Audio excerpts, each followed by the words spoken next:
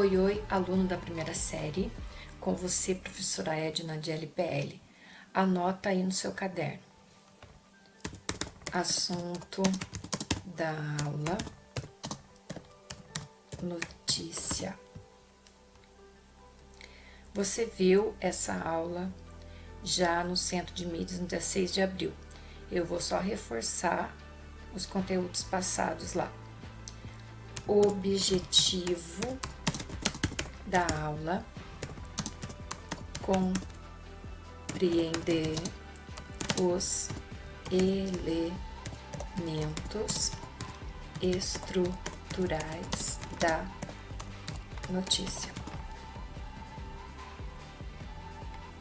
Então, anota no seu caderno o assunto e o objetivo da aula. O que é notícia? A notícia é um texto bem antigo, é um texto jornalístico que apresenta o verbo sempre no tempo presente para indicar novidade, atualidade. A linguagem utilizada tem que ser clara, objetiva e direto ao assunto, sendo sucinta, ou seja, curta. A notícia é curta, pode ser até um pouco longa, mas não prolixa. O que é prolixa? Muitas palavras, enrola muito, não vai direto ao ponto. Não pode ser assim, não pode ser prolixa, tem que ser sucinta, resumida, clara, direto ao ponto.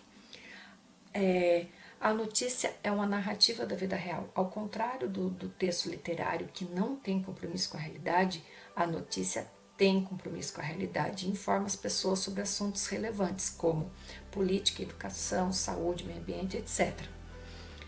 A notícia está estruturada em 3 partes principais: título, subtítulo e corpo do texto. O título, ele dá uma ideia do assunto, mas não dá para ter certeza do assunto pelo título. Gera curiosidade, né, para a pessoa continuar lendo a notícia. O subtítulo, ele mostra um pouco mais sobre o assunto, porém, notícias muito curtinhas não tem subtítulo, só o título, gerando curiosidade ali no leitor. E o corpo do texto, que é a notícia propriamente dita, que são os parágrafos do texto. Destaque para o primeiro parágrafo, chamado de lead. Por que destaque para esse primeiro parágrafo da notícia? Porque se você lê o primeiro parágrafo, você pode até, se não tiver com tempo ali, até não ler a notícia toda, porque você vai entender do que se trata a notícia. Por quê? Porque no primeiro parágrafo, ele é como se fosse um resumo da notícia, porque ele já tem resposta para as questões estruturais da narrativa, que são quem, onde, como, quando e por quê. Então, o lead, ele já responde essas questões. Então, se você tiver com pressa e ler só o lead, você vai entender a notícia. Então, a aula de hoje foi notícia. Na segunda aula, eu vou fazer uma segunda aula sobre notícia para exemplificar a produção de uma notícia, mas vai ficar para uma próxima aula. E os elementos estruturais da narrativa da notícia, então, título, subtítulo e corpo do texto. Destaque para o lead, que já resume a notícia, respondendo as questões quem, onde, como, quando e por quê. Até a próxima aula. Oi, oi, aluno da primeira série. Nessa segunda aula sobre notícia, eu vou exemplificar a produção de uma notícia. Como a gente pode produzir uma notícia? Por meio das respostas às perguntas que o lead da notícia traz. Onde, como, porquê, quem, quando. A partir do momento que eu respondo essas perguntas, eu tenho um esquema para poder montar toda a notícia, porque a estrutura principal da notícia é montada a partir das respostas a essas perguntas: quem, como, onde, quando e por quê. Ok? Vamos lá.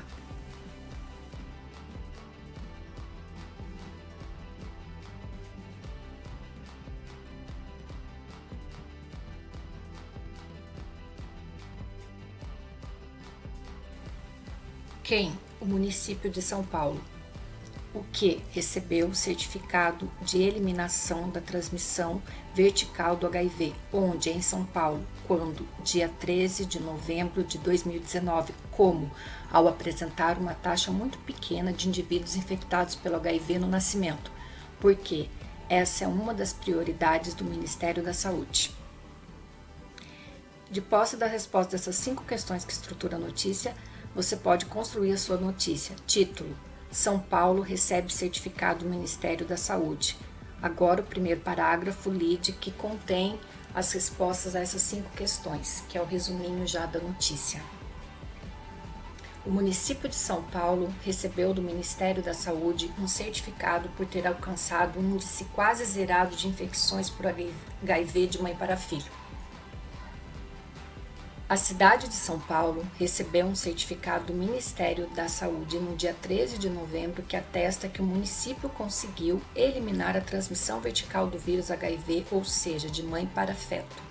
No país, já são 3 cidades que recebem o certificado de eliminação da transmissão vertical do HIV: Curitiba, Umuarama, ambas do Paraná, e agora a capital paulista. Uma das principais metas do Ministério da Saúde é atacar os efeitos das infecções sexualmente transmissíveis e minimizar a transmissão de tais doenças. Nesse sentido, o certificado visa estimular os municípios a zerarem essas transmissões, que se dão não só no período gestacional, mas no parto e no aleitamento. As cidades que podem ser certificadas são aquelas com mais de 100 mil habitantes e que possuam uma taxa de 0,3 de infecção vertical por HIV. A Organização Mundial da Saúde aponta que 17 países já conseguiram zerar essas transmissões, mas que no Brasil, ainda que tenha progredido no combate ao problema, não está entre eles. A notícia é uma narrativa da vida real, ela tem compromisso com a realidade, o jornalista não pode mentir, e ela é estruturada em 3 partes: título, subtítulo e corpo do texto. Algumas vezes esse título é uma manchete, é muito chamativo, apelativo, e isso não é de bom tom. Geralmente o título ele dá uma leve ideia do que vai ser tratado, o subtítulo aprofunda um pouquinho mais, e aí depois vem o corpo do texto, que é dividido nos parágrafos, né, na notícia propriamente dita. E o primeiro parágrafo é chamado de lead. Ele é o principal parágrafo da notícia. Por quê? Porque já nesse primeiro parágrafo chamado de lead, há resposta às questões principais que norteiam uma notícia, que são o que, quem, como, onde, quando e porquê. Às vezes o porquê não é respondido. E aí é que entra o segundo gênero jornalístico que eu vou tratar. Às vezes o porquê tem que dar muito detalhe do ocorrido, e aí eles têm que entrevistar pessoas, correr mais atrás, demora mais dias, né? Perde um pouco aquele caráter atual, porque a notícia é bem atual, e no momento que ocorre já fazem a notícia. E aí eles buscam mais informações, entrevistam pessoas, constroem outros textos jornalísticos e montam tudo num grande texto que é a reportagem. A reportagem é uma notícia ampliada, que pode ter gráficos, infográficos, entrevistas, mais detalhes para saber. Então, a reportagem também é uma narrativa da vida real, também tem compromisso com a realidade, mas é mais aprofundada, tem mais textos dentro dela, então ela é mais longa, pode ter muitas páginas. Uma revista, por exemplo, pode ter uma reportagem de 40 páginas. E depois tem um artigo de opinião, que também é um gênero jornalístico, mas agora está dentro das escolas, sendo ensinado para os alunos. Os alunos estão sempre fazendo, porque ele tem um caráter argumentativo, né? Ele tem a introdução, o desenvolvimento e a conclusão. Então, ele tem uma estrutura parecida com um texto dissertativo, é onde há um tema, muitas vezes polêmico, e aí a pessoa vai opinar. Então, ela vai assinar no jornal esse texto, porque é a opinião pessoal dela sobre um determinado tema. Nos jornais, eles convidam pessoas especialistas nesse assunto para trazer o artigo de opinião. Na escola, o aluno faz o artigo de opinião, o professor dá o tema, o assunto, né? Ele cria um título e constrói o seu artigo de opinião, com introdução, desenvolvimento e conclusão. Quando eu for dar detalhadamente dissertação, eu vou falar mais sobre o artigo de opinião. E aí nós temos também outros textos jornalísticos, editorial, resenha, anúncio publicitário, mas no outro momento eu tratarei melhor com você.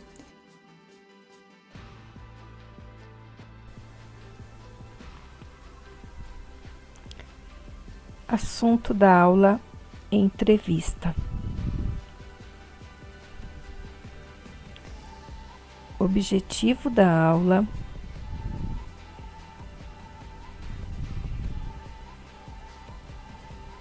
compreender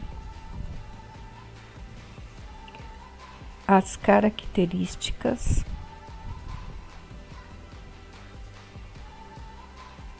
e estrutura da entrevista.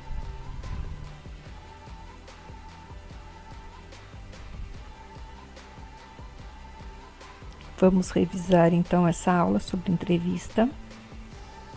Atenção!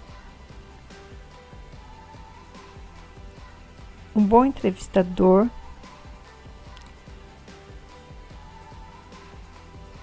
deve evitar fazer perguntas cujas respostas sejam sim ou não, porque aí não teria graça alguma, né? Você faz uma pergunta e a pessoa só fica falando sim, não. O que você tem que fazer para ser um bom entrevistador? Você precisa provocar o entrevistado para que ele responda adequadamente. Por quê? Porque às vezes a pessoa foge do assunto. Ela não quer responder sobre aquilo. E você, por outro lado, tem que evitar fazer julgamentos, fazer perguntas importantes, relevantes, né? E instruir o entrevistado a explicar melhor. Por quê? Porque às vezes ele começa a falar uma coisa que não está bem claro para quem vai ouvir, ou até mesmo para o entrevistador. Às vezes o entrevistado fala algo complexo.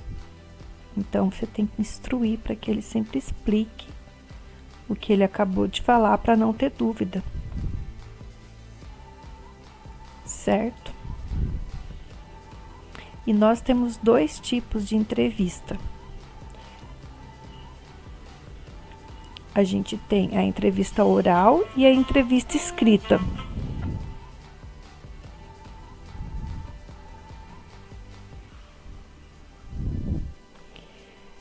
Lembrando que a entrevista é um gênero jornalístico que tem pelo menos 2 pessoas participando, que a gente chama de 2 interlocutores. Interlocutores, os 2 falam, né? Locutor, quem fala. Então, interlocução é uma conversa entre 2 pessoas. Então, a gente tem pelo menos 2. Por quê? Porque tem entrevista que tem mais pessoas.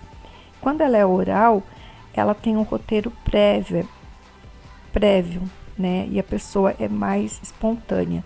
E a escrita é um pouquinho mais complexa, mas também você pode, o entrevistador, ele pode até passar antes as perguntas para a pessoa estudar sobre alguma coisa para ela poder responder. Mas normalmente o interessante é a pessoa pesquisar sobre o que ela vai perguntar, fazer uma introdução explicando ali o tema da entrevista e fazer umas perguntas surpresa. E a pessoa, quando for responder, né, ela vai ter que responder ali em cima da hora. Então, por isso que nos grandes jornais, nas grandes revistas, eles chamam pessoas especialistas naquele assunto, porque, imagine, eles chamam a pessoa e a pessoa não sabe responder, né? Então, sempre é assim. Eles fazem as perguntas para quem eles sabem que vai responder de uma maneira adequada. Qual que é a estrutura da entrevista? Então, o entrevistador define o tema específico que ele quer perguntar, ele faz o roteiro, ele cria um título e depois ele faz uma revisão de tudo para ver se está tudo ok. Oi, aluno da primeira série, com você, professora Edna de LPL. Essa é a nossa segunda aula sobre entrevista. Anota no seu caderno, assunto da aula entrevista. Já tivemos uma aula, essa é a segunda. Objetivo da aula: apresentar e descrever 8 tipos de entrevista. Vamos lá. 8 tipos de entrevista. E esses 8 tipos normalmente são utilizados por jornalistas. O primeiro é entrevista de rotina. São aqueles acontecimentos do dia a dia que chamam atenção, por exemplo, um assalto, um acidente de trânsito, uma enchente, e aí eles colhem depoimentos das pessoas que tiveram participação, que foram vítimas ou que estavam perto, e aí colhe-se essa entrevista dessas pessoas. Entrevista individual é aquela entrevista que um jornalista apenas vai fazer a uma pessoa. Aí ele normalmente envia essas perguntas para a pessoa se preparar para responder. Os jornalistas não gostam muito de fazer isso, eles gostam de coisas, de questões que envolvem um pouco de mistério e tal. Às vezes ele manda só o tema para a pessoa mais ou menos se preparar, mas algumas vezes eles enviam também as questões. Entrevista em grupo é aquela que normalmente tem várias pessoas, vários jornalistas entrevistando e uma ou mais pessoas respondendo. São vários jornalistas, então é legal que tentem fazer questões legais. Normalmente são aquelas coletivas de imprensa. Pode ser de futebol, pode ser sobre política, e aí tem vários jornalistas, e aí pode acontecer o furo de reportagem aí. Alguém faz uma pergunta super legal, super interessante, que todo mundo tem curiosidade, e esse jornalista fica até famoso por isso. Depois tem a entrevista exclusiva, que é quando um veículo de comunicação social, seja um jornal escrito ou um jornal televisivo, né, o telejornal, consegue exclusividade para transmitir alguma notícia muito importante, muito relevante. Pode ser uma cobertura de uma Olimpíada, e aí ele vai entrevistar antes, né, alguém sobre essa Olimpíada que vai ter, então ele consegue essa entrevista exclusiva, ou seja, em primeira mão. E aí esse veículo de comunicação fica bem famoso também. Entrevista de pesquisa.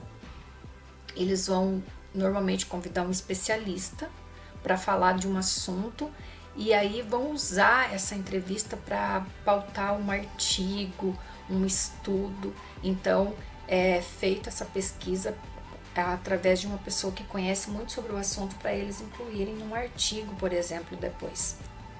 Aí tem a entrevista caracterizada. O que é isso?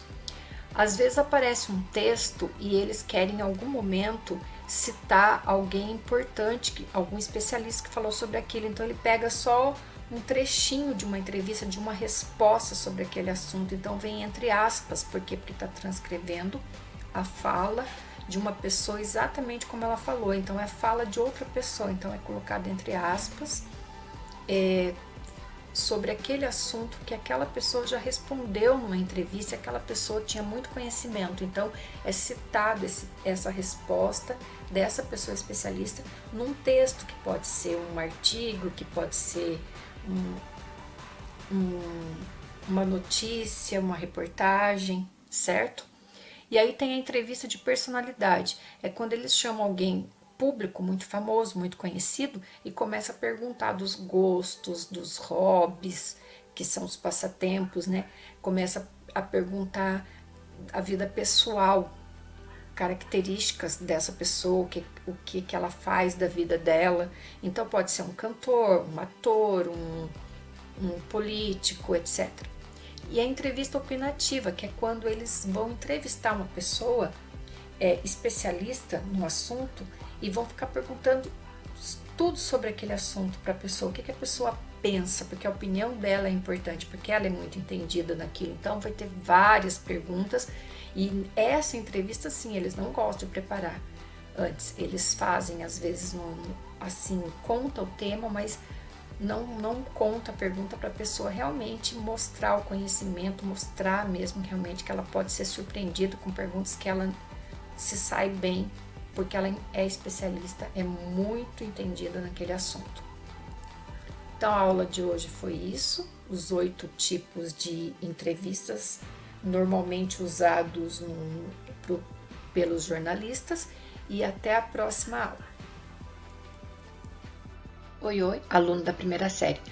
Eu vou revisar com você texto teatral, biografia e autobiografia, podcast e anúncio publicitário. Vamos lá! Objetivo da aula: apresentar e descrever 4 gêneros textuais e comunicativos, esses que eu acabei de mencionar.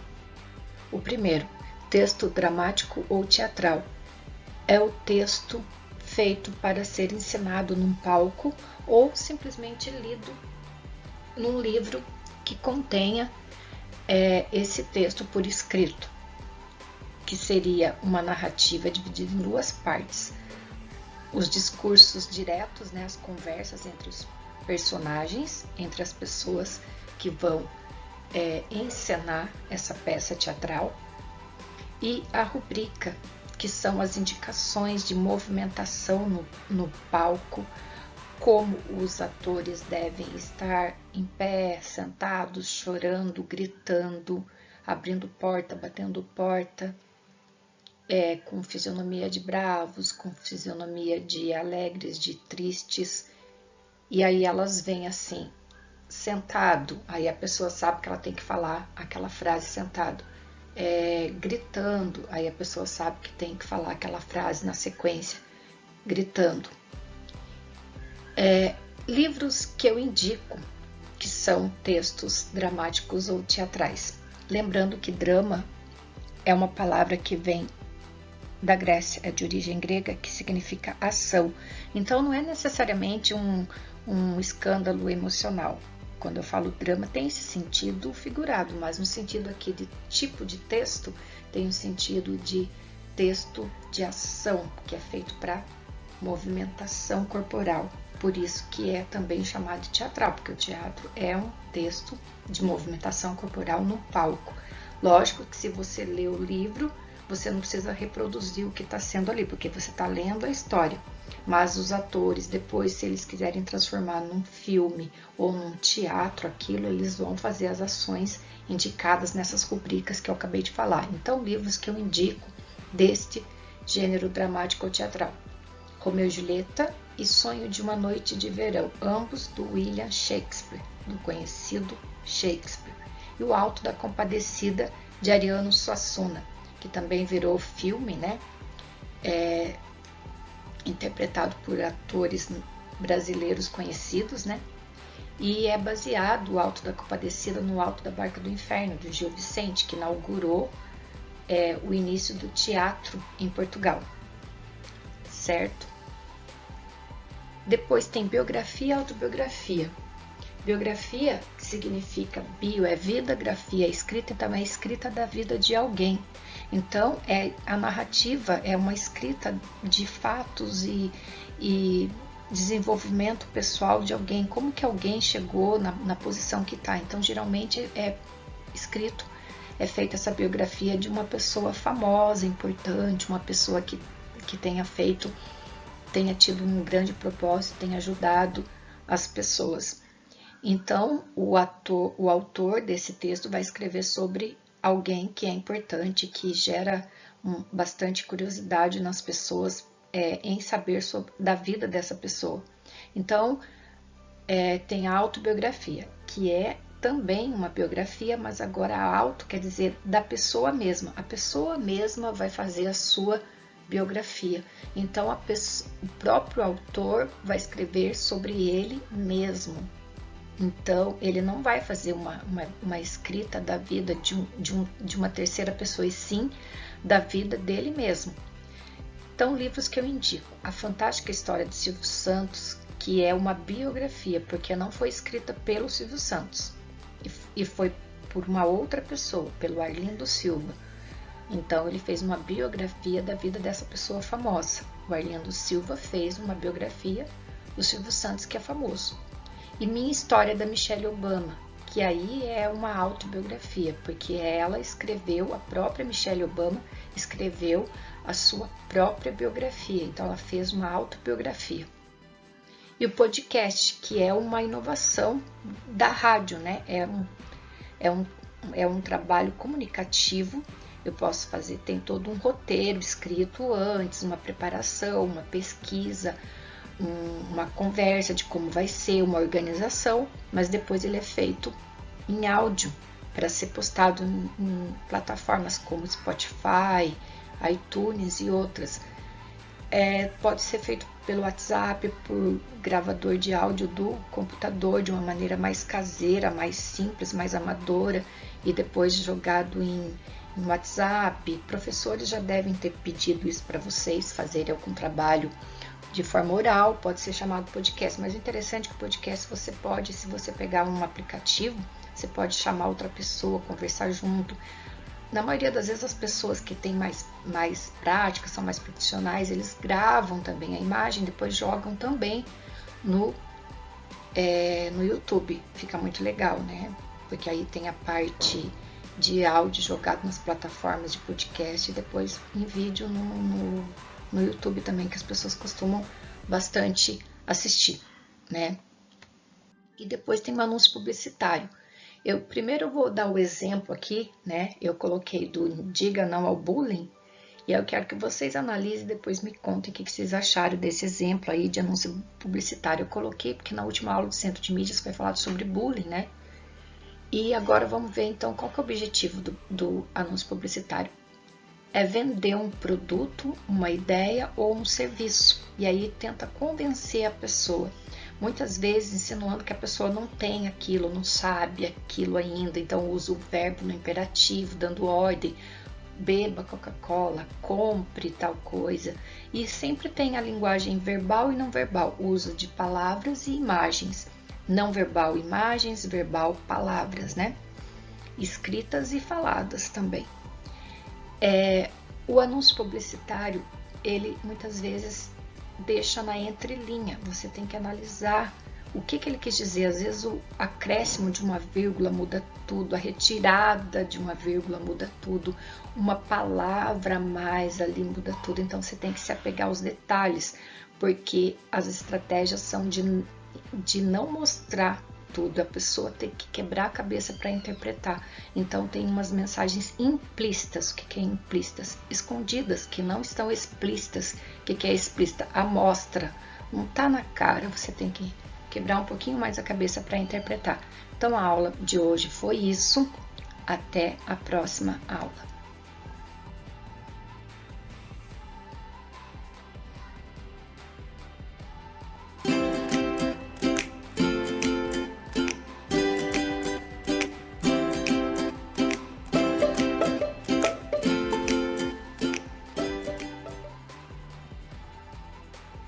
Oi, aluno da primeira série.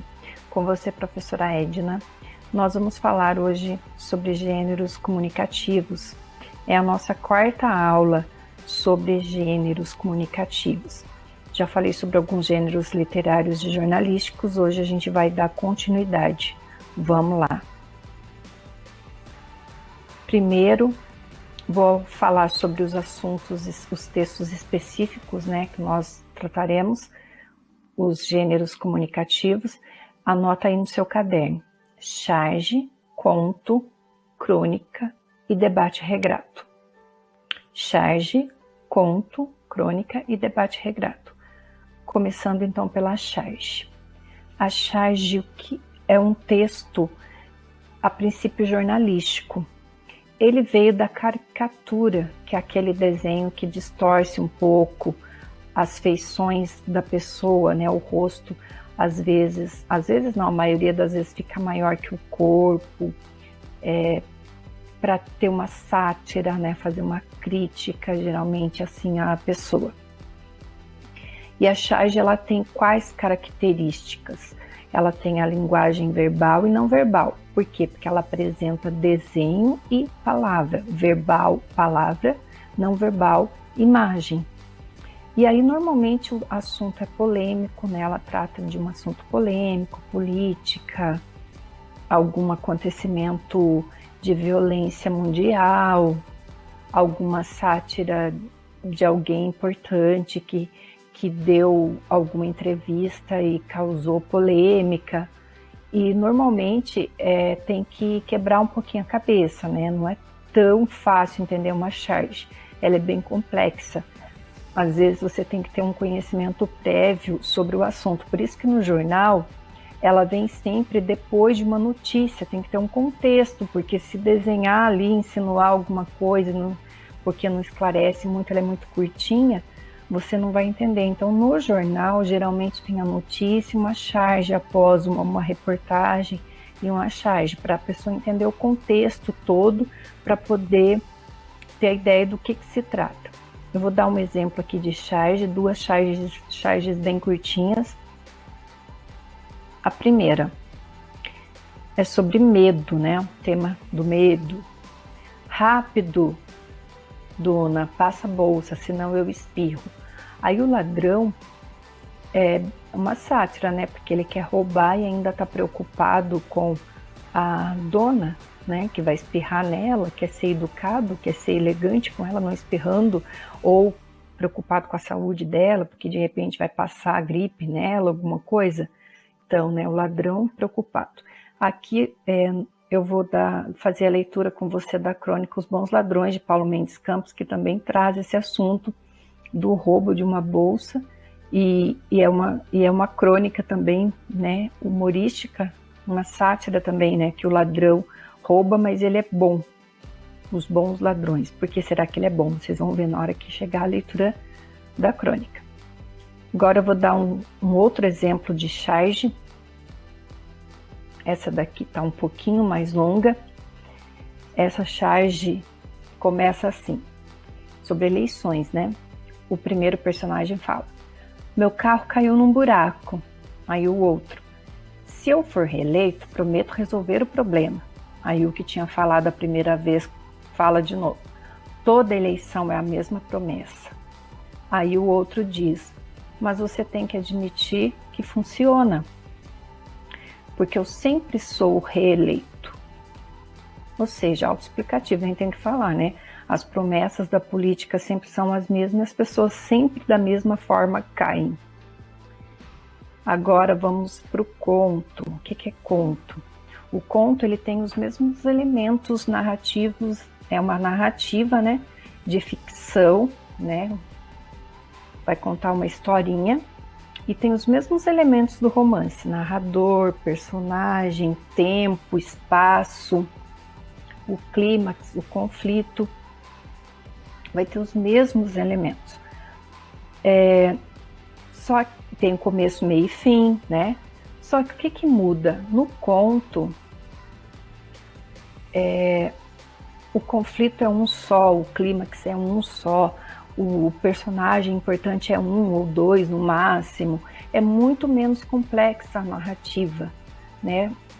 Termina muito mais rápido, as coisas se resolvem, não tem aquela descrição do personagem, como que a pessoa não tem aquela descrição detalhada do lugar, das coisas que acontecem, né? Então tem muito menos detalhes. E no conto, normalmente, do mesmo jeito que ele começa, né? Na hora que você vê, já termina, porque ele tem normalmente muitas poucas páginas, né? Às vezes tem conto que tem só uma página. Mas a gente tem também contos com várias páginas, né? Por exemplo, o conto Alienista de Machado de Assis e o conto da Ilha Desconhecida do José Saramago tem muitas páginas, são contos longos, né? São contos com muitas páginas, tanto que algumas pessoas consideram o Alienista do Machado de Assis uma novela, que é aquele livro intermediário. Eu já fiz uma videoaula sobre conto, novela e romance.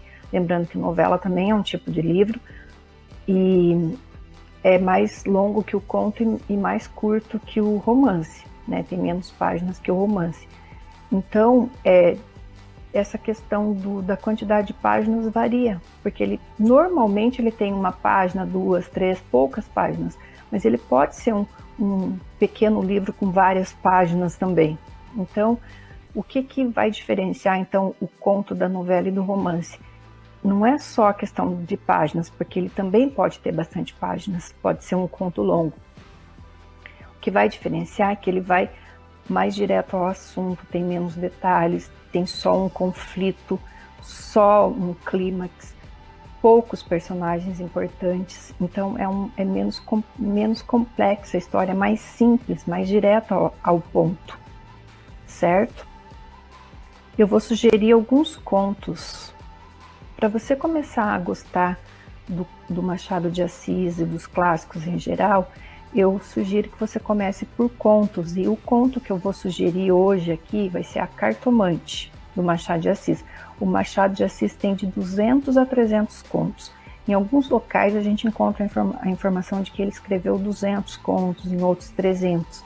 Então é muito conto que tem. Né? O Alienista, Cartomante, Missa do Galo, Fulano.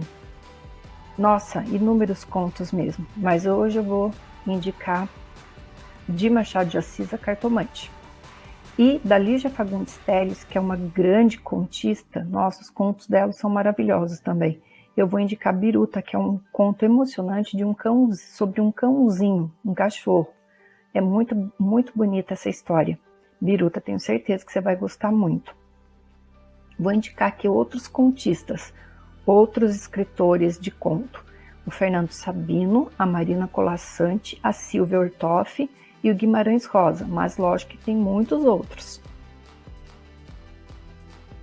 Contos a gente vai sempre retomar, a gente sempre vai falar bastante de conto. Debate regrado. No Centro de Mídias eles explicaram, né, teve até 2 alunas que fizeram um debate regrado, a professora Tayana fez a moderação, né, ou seja, ela ficou orientando, fazendo perguntas a elas, orientando o que elas deveriam fazer, falar. Então ela foi fazendo perguntas, as meninas foram respondendo. Então o debate regrado, ele é pautado no respeito, né? As pessoas costumam ter confronto umas com as outras. Conflito é normal, né? Todos temos. No Centro de Mídias eles falaram de conflito e confronto. Conflito todo mundo tem, porque as pessoas, cada uma é cada uma, cada pessoa pensa de um jeito, tem uma criação diferente, traz embutido dentro de si alguns sentimentos, algumas impressões, algumas características do comportamento mesmo, né, da personalidade que faz com que nós sejamos diferentes, né? Então, conflitos a gente sempre vai ter. O importante é saber conversar, ter empatia. O que é empatia? Se colocar no lugar do outro, ter respeito e ouvir, porque ocorre o confronto a partir do momento que você fica com isso. Eu concordo, eu não concordo, não. Tudo bem, não concordo, mas pode ouvir. Pode até concordar em algum ponto, em algum momento. Então as pessoas, às vezes, só por não gostar da outra, já vai falando que não concorda, já vai brigando, já vai tendo aquele confronto. A gente tem que aprender a ouvir. E o debate é um momento em que tem o moderador e as 2 pessoas ou mais vão interagir, vão se comunicar, e essa comunicação tem que ser pautada num ambiente de muita escuta, né? Quando a gente ouve o outro e não fica já pensando no que a gente vai falar, a gente entende melhor e é até mais fácil depois você, né, na réplica, você se posicionar. Né? Eles fizeram lá no Centro de Mídias um debate sobre o conto Felicidade Clandestina, da Clarice Lispector. Eu até tinha deixado no grupo, na aula anterior, que eles tinham pedido como tarefa para vocês lerem. Eu deixei no grupo o conto, né? Eu mandei nos grupos de WhatsApp o conto, eu e a professora Adriana, e com certeza muitos leram, né? Eu fiquei sabendo que muitos leram antes para a última aula, que foi quinta-feira, que aí eles fizeram o debate. E eles leram lá com vocês também o conto, né? antes de mostrar o debate. Essa história é muito interessante, né? Ela é sobre bullying, que é um tema que eles têm debatido bastante lá, que o bullying se dá pela repetição, né? E repetidas vezes a personagem, que era a menina magra, ela fazia bullying. Não, a gorda, né? A menina que era a personagem, que era a menina gorda, fazia bullying com a menina magra e nunca emprestava o livro, né? Então, cada uma ali demonstrou uma opinião. Na verdade, com certeza as duas tinham a mesma, mas no debate tem que ter uma que tem que ser contrária para poder ter o debate, porque o debate ali, se as duas admitissem que concordavam que a menina gorda fazia sempre bullying não emprestando o livro, então não teria por que fazer o debate, né? Certo? E agora, falando de crônica, a crônica é muito parecida com o conto, né? Ela tem os mesmos elementos também, mas o que muda é que a crônica traz um assunto do dia a dia.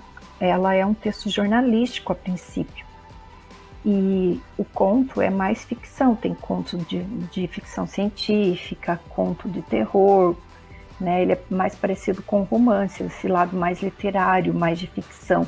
A crônica, ela é do dia a dia, né? Só que ela também entrou na literatura, porque hoje se cria crônica literária, crônica totalmente de ficção também.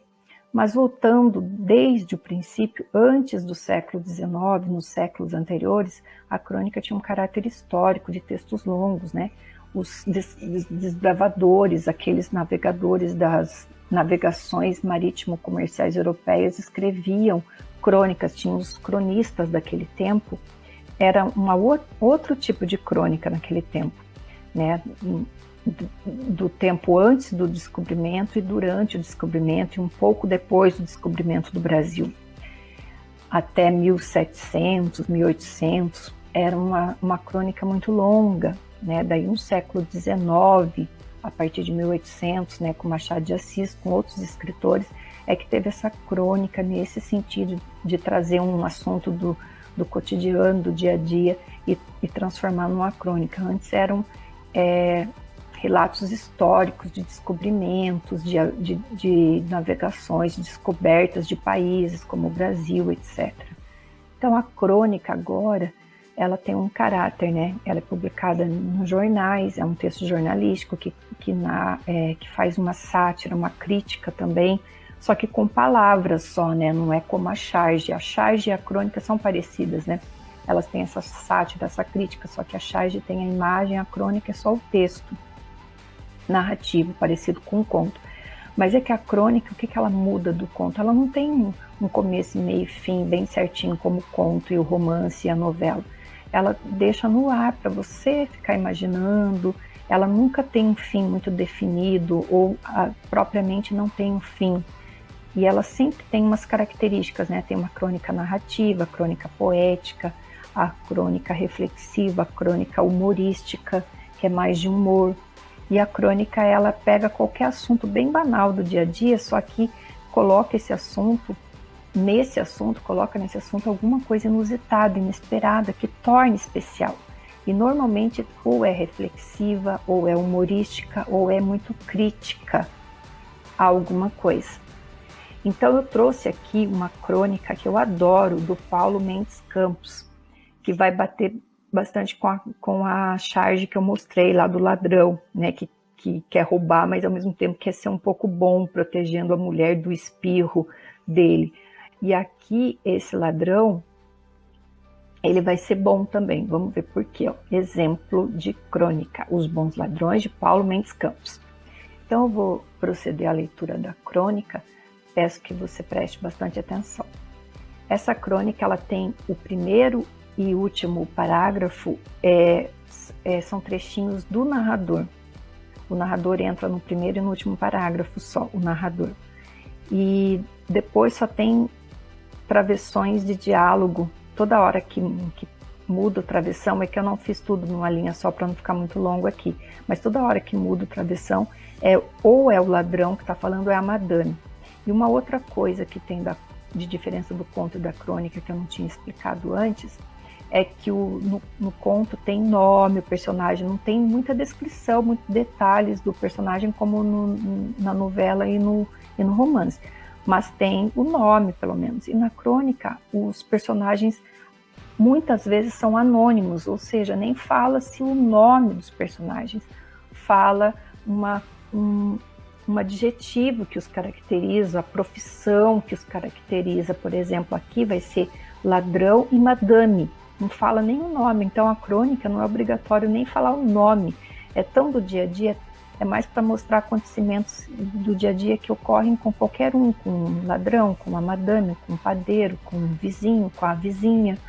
Então vai chamar assim, vizinho, vizinha, ladrão, padeiro, certo? Então vamos lá, começando a leitura da crônica.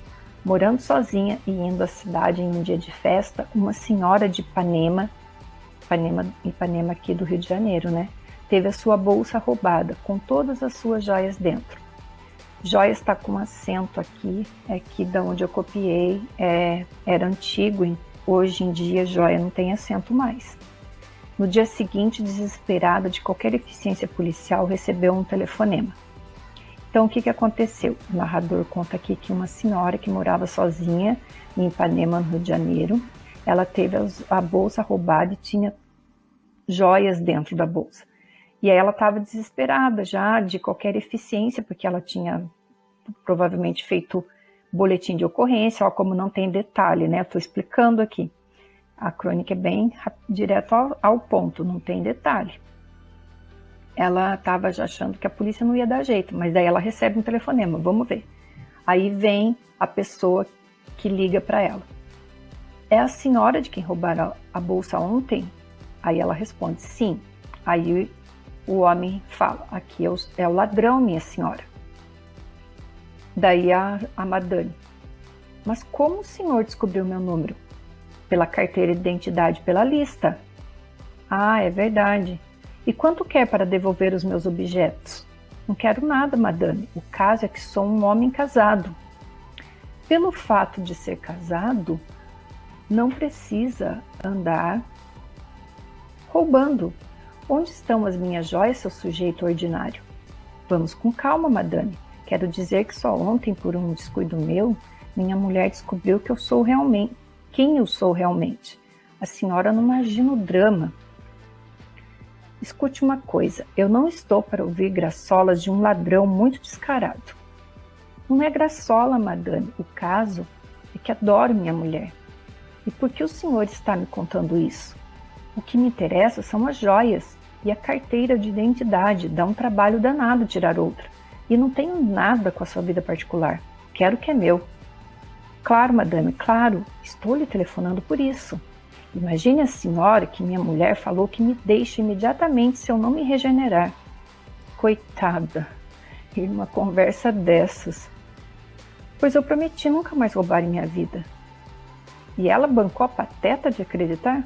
Acho que não, mas o que eu prometo, eu cumpro. Sou um homem de palavra. Um ladrão de palavra, essa é fina. As minhas joias, naturalmente, o senhor já vendeu.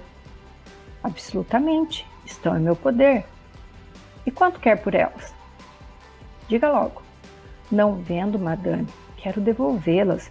Infelizmente, minha mulher disse que só acreditaria em minha regeneração se eu lhe devolvesse as joias. Depois ela vai lhe telefonar para checar. Pois fique sabendo que eu estou gostando muito da sua senhora. Pena uma pessoa de tanto caráter estar casada com um homem fora da lei. É também o que eu acho, mas gosto tanto dela que estou disposta a qualquer sacrifício. Meus parabéns, o senhor vai trazer minhas joias aqui? Isso nunca. A senhora podia fazer uma suja. Uma o quê? A senhora, com perdão da palavra, podia chamar a polícia. Prometo que não chamo. Não por sua causa, por causa de sua senhora. Vai me desculpar, madame, mas nessa eu não vou. Também sou uma mulher de palavra. Caso, madame, é que nós, os desonestos, não acreditamos na palavra dos honestos. Tá, mas como o senhor pretende fazer, então? Estou bolando um jeito de lhe mandar as joias sem perigo para mim e sem que o outro ladrão possa roubá-las. A senhora não tem uma ideia? Ó, ideia com acento, né? Agora não tem mais também acento. O senhor entende mais disso do que eu. É verdade, tem um plano. Eu lhe mando umas flores com as joias dentro de um pequeno embrulho. Não seria melhor eu encontrá-lo numa esquina? Negativo, tenho meu pudor, madame. Mas não há perigo de mandar algo de tanto valor para uma casa de flores? Não, vou seguir o entregador até certa distância. A certa distância. Então vou ficar esperando. Não se esqueça da carteira. Aí termina o diálogo dos dois. Aí volta o narrador. Ah não, tem mais um pouquinho ainda. Dentro de 20 minutos está tudo aí. Sendo assim, muito agradecida e lembranças para sua senhora. Agora terminou o diálogo dos dois, aí vem o narrador para fechar a crônica. Dentro do prazo marcado, um menino confirmava que em certas ocasiões até os ladrões mandam flores e joias. Vejam que a crônica ela não tem um final mesmo, né? A gente não sabe se deu certo a devolução da bolsa, das joias, né, que viriam dentro das flores. Né? Ele faz uma brincadeira que até os ladrões mandam flores e joias. Então, ela deixa no ar. Será que ela conseguiu? Será que deu certo a devolução? Né? Então, a crônica é assim. E é irônica, né? Essa aqui é uma crônica humorística, porque imagine o ladrão querendo devolver, porque a mulher ia largar e ele não confia na senhora dele, né? Na senhora, na madame. Ele fala que os desonestos não acreditam nos honestos. Eu vou colocar agora um vídeo para você que foi gravado há vários anos atrás num programa de língua portuguesa que a apresentação era feita por atores, né? E alguns atores encenavam, né? Alguns anos atrás. É bem interessante sobre crônica, é muito legal esse vídeo. Eu vou deixar aqui para você entender melhor ainda sobre crônica, certo?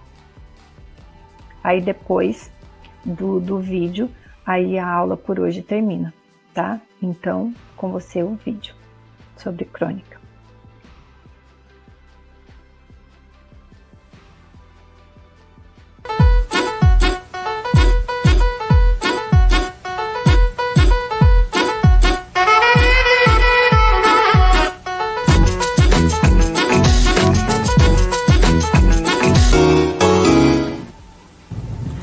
Olá, proponho a vocês uma adivinhação. O que é, que hoje se lê e amanhã não se quer ler mais? O jornal, é claro. A leitura diária do jornal informa muito, mas é transitória. Quer dizer, a notícia de hoje não serve mais amanhã, porque a de amanhã já é outra. O conteúdo está sempre renovando. O que você faz com essa pilha de jornais velhos? Estou guardando as ofertas de videogame dos classificados há 6 meses. Quando tiver dinheiro para comprar um, posso escolher entre várias opções. É impressionante. O anúncio de hoje não serve para o futuro. As matérias do jornal nascem e envelhecem rapidamente. A linguagem do jornal procura ser simples e direta para que todos possam compreender também rapidamente a informação que se quer veicular. Vocês sabem que tipos de texto aparecem no jornal? Entrevistas, reportagens, críticas, principalmente anúncios. Tem crônicas. Crônicas! Muitos escritores da nossa literatura escrevem crônicas para jornal. Alguns ficaram famosos por isso. Em geral, as pessoas não têm muito tempo de manhã, tomam um café rápido e saem correndo para o trabalho. O cronista escreve sobre a atualidade, despertando o interesse no leitor apressado. O cronista de jornal é como o cigano, que toda noite arma sua tenda e pela manhã a desmancha, e vai. Essas foram as palavras de um dos nossos maiores cronistas, Rubem Braga. Ele compara o caráter passageiro das crônicas com a vida em constante mudança dos ciganos. Crônicas são pequenos textos de jornais ou revistas que geralmente narram episódios ou relatam impressões do escritor sobre os mais variados assuntos.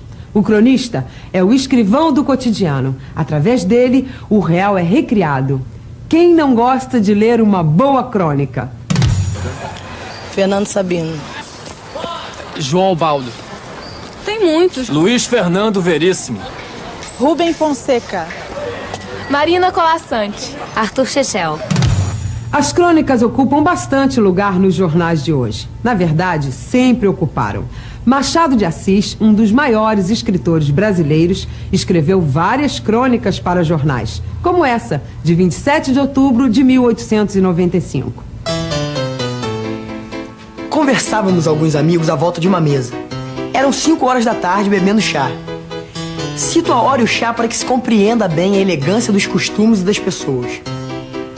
Suponho que os ingleses é que inventaram esse uso. Os franceses imitaram os ingleses. Nós estávamos vendo se, imitando os franceses, há de haver alguém que nos imite.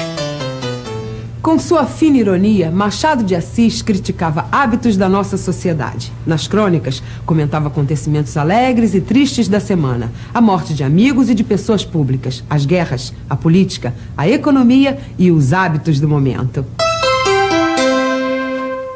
Grandes escritores fazem crônicas que sobrevivem ao tempo e que continuam a despertar interesse de leitores anos mais tarde. A qualidade faz com que os textos permaneçam como obras literárias. As boas crônicas são reunidas em coletâneas e editadas em livros. Carlos Drummond de Andrade, Paulo Mendes Campos, Rubem Braga, Fernando Sabino e muitos outros escreveram crônicas que foram editadas em livros. Cada um tem seu estilo. Alguns escrevem crônicas poéticas, como fez Carlos Drummond de Andrade. Nascido em Itabira, Minas Gerais, mas morador de Copacabana, ele escreveu várias crônicas sobre a vida carioca. Numa delas, A Descoberta do Mar, Drummond comenta a emoção de descobrir-se o mar. Quem nasceu ao pé do mar não percebe essas coisas. O mar é seu irmão e ele costuma passar indiferente ao longo da praia. Como fazem, irmãos, de tanto se habituarem à convivência? Quantas pessoas vão do Leblon ao centro sem olhar?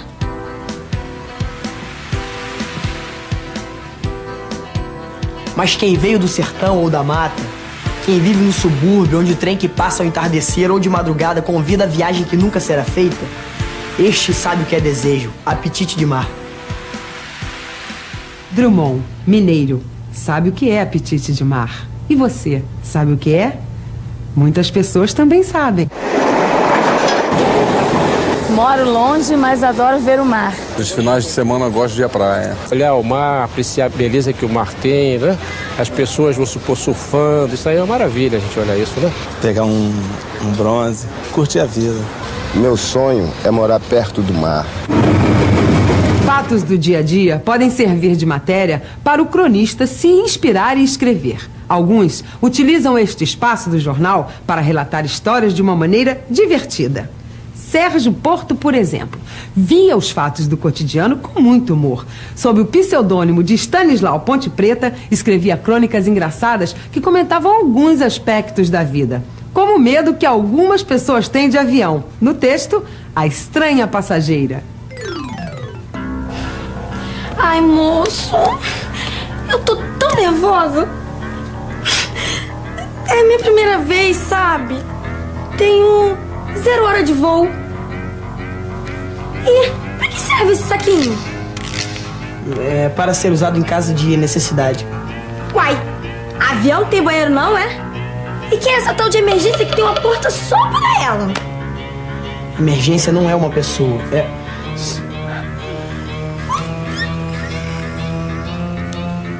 Estamos voando tão alto que a pessoa lá embaixo, olha, parece ter formiguinha. Minha senhora, aquilo são formigas mesmo. O avião ainda não levantou voo. Viram? A crônica A Estranha Passageira de Stanislau Ponte Preta é quase uma pequena piada sobre o medo comum e nada divertido de viajar de avião. Alguma pergunta até aqui? Tenho uma dúvida. A crônica do Stanislau é tão diferente das crônicas de Drummond e de Machado de Assis. Pode isso? Pode sim. Por isso, existem crônicas tão diferentes como as de Drummond, Machado e Stanislau Ponte Preta. Novos nomes estão sempre aparecendo no mundo da crônica. É só abrirmos os jornais para descobrirmos gente escrevendo sobre variados assuntos. Política, lazer, esporte, culinária. De maneiras diversas, de acordo com a visão de cada um dos escritores, as crônicas vão deixar marcados os fatos da nossa história. A crônica é um texto geralmente pequeno que pode ou não contar uma história. Há um outro tipo de texto que, através de uma estrutura mais elaborada, sempre apresenta uma narração. Qual a diferença entre um conto e uma crônica? A sua dúvida é bem pertinente, porque às vezes os limites entre o conto e a crônica não são claros. A crônica, em geral, é bem curta. Não precisa ser uma narrativa, pode ser um comentário, uma descrição ou o que o autor quiser falar sobre o cotidiano. Já o conto é sempre uma narrativa ficcional, inventada, com personagens e estrutura mais elaborados.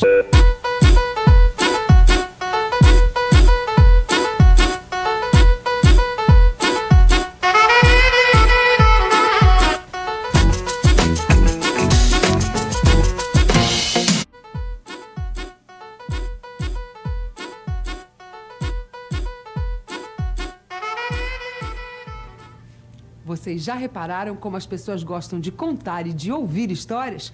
Todo mundo tem sempre um causo para contar e encontra sempre um ouvido. Ei, você sabe o que aconteceu com o Curioso? Não. O prazer de ouvir histórias é tão grande que uma jovem chamada Sherazade conseguiu salvar sua vida através das que contava ao rei. Dizem que o rei Shahriar desposava uma noiva por noite e mandava matá-la no dia seguinte. Sherazade, a nova mulher do rei, conseguiu sobreviver porque despertou a curiosidade de Shahriar, contando-lhe uma história interessante a cada noite. As pequenas narrações encantaram tanto o rei que ele sempre desejava ouvir mais uma. E assim, Sherazade adiou sua morte. Por quanto tempo? Por 1001 noites. O livro As 1001 Noites conta um pouco da vida e dos hábitos do povo oriental há muitos séculos atrás. Uma das histórias mais conhecidas é Aladim e a Lâmpada Maravilhosa. Muitos séculos? Como essas histórias podem continuar interessantes até hoje? Porque tem ação e magia. Trazem ainda hoje muito prazer e diversão. Afinal, não é só o rei Shahriar que gosta de ouvir histórias. Todo mundo adora. Eu adoro ler, contar e ouvir, mas eu gosto mais é de ler mesmo. Eu gosto mais de contar, porque eu gosto de fazer as pessoas imaginarem, tem as imagens das coisas que eu tô falando. Eu acho que é sempre interação, né? Com o contador e quem tá ouvindo a história. É bem mais divertido que você só ler. Sempre se permite viajar dentro de um mundo, dentro do mundo dessa história. Que é daí que a gente vai tirar o nosso maior instrumento, que é o conhecimento. Alguns escritores se especializam em escrever pequenas histórias, ou melhor dizendo, contos. Os contos são breves narrativas sobre fatos comuns ou extraordinários. As 1001 Noites, por exemplo, apresentam contos fantásticos. Alguns escritores criam contos de mistério e terror. Os meus preferidos. Outros gostam de escrever sobre o amor e a alma humana. Um dos maiores contistas do Brasil é Machado de Assis, autor de mais de 300 contos. Em suas narrativas, soube desvendar e analisar a natureza humana. Como bom contista, desde o início da narrativa, sabia despertar o interesse do leitor.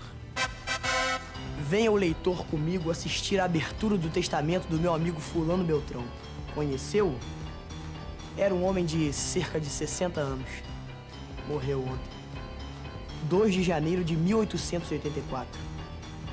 Caiu na véspera de finados e ao fim de 2 meses e poucos dias, a morte o levou.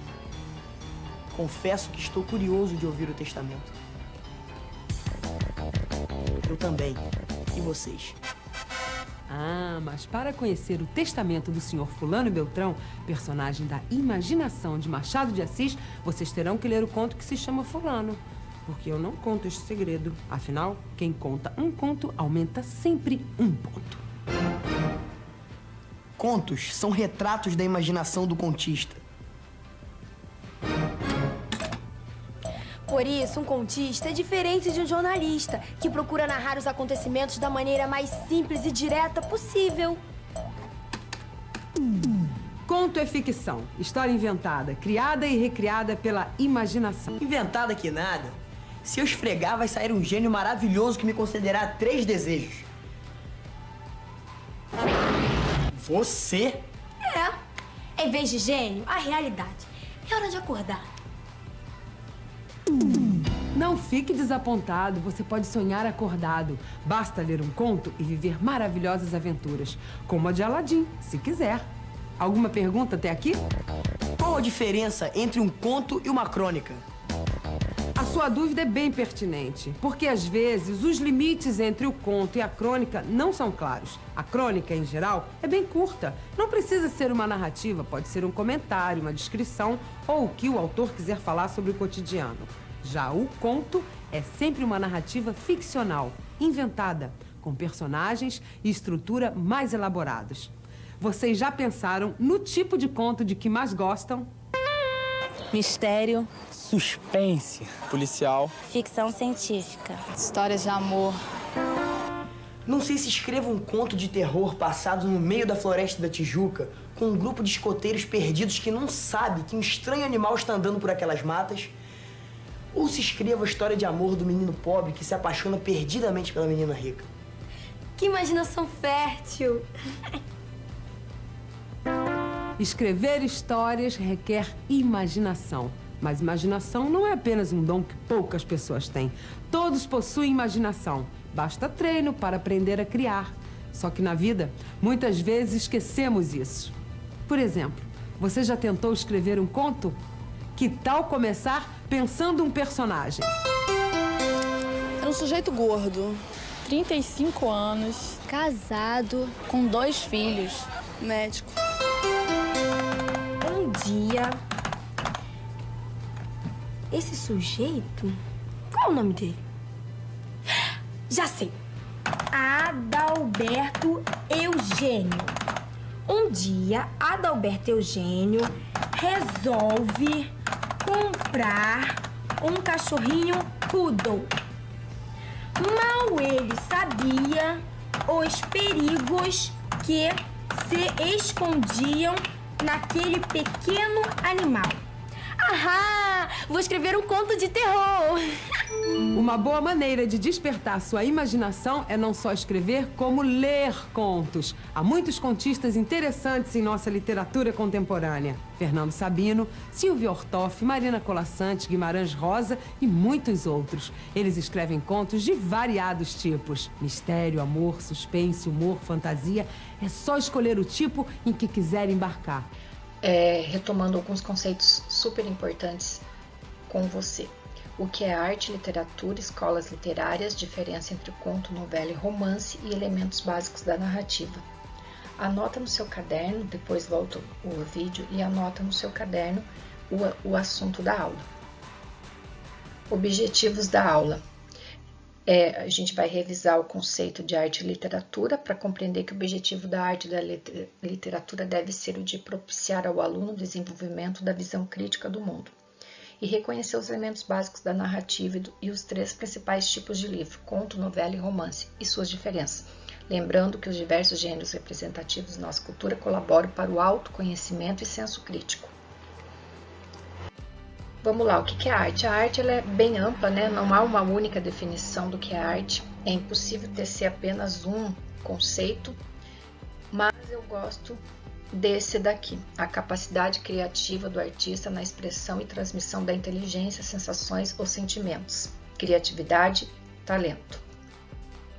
Literatura é uma manifestação artística, assim como a dança, o cinema, a música.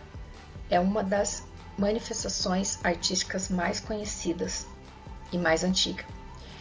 E ela tem uma matéria-prima, que é a palavra. A gente produz literatura por meio da palavra. Então a gente pode dizer de maneira bem simplista, bem simples, bem básica, que literatura é a arte da palavra.